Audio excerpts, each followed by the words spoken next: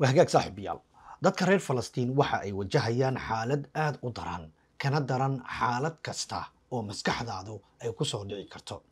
biyo la'aan cunto la'aan dawo la'aan dil iyo dhaawac ayay bartamaha kaga jiraan waxaana dhibkaasi oo dhan u geysanaya waa Israa'iil adduunkana waa ay ku daawanayaan qaarna lacagta gumaadka ayayba bixiyaan in ka badan 138 ruux oo 87 ka mid ah ay caruur yihiin ayaa gaajo u dhintay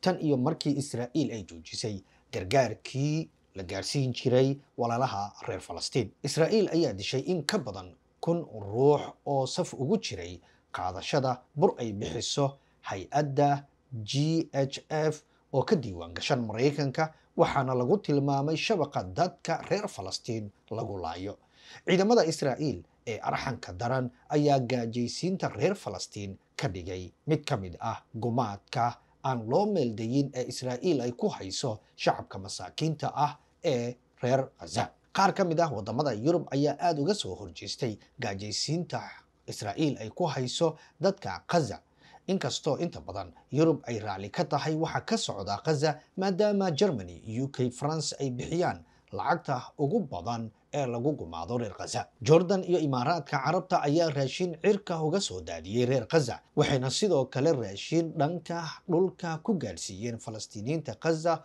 oo maalin walba Israa'iil u disho si xisaab la'aan ah Jordan iyo Imaaraadka ayaa gargaarkan gaarsiiyay reer Falastiin kadib markii Israa'iil ay si ku meel gaar ah u fasaxday in reer Gaza la soo gaarsiiyo gargaarka ay u baahan yihiin wixii soo kordha barnaamijyadeeni dambe ayaad kala socon doontaa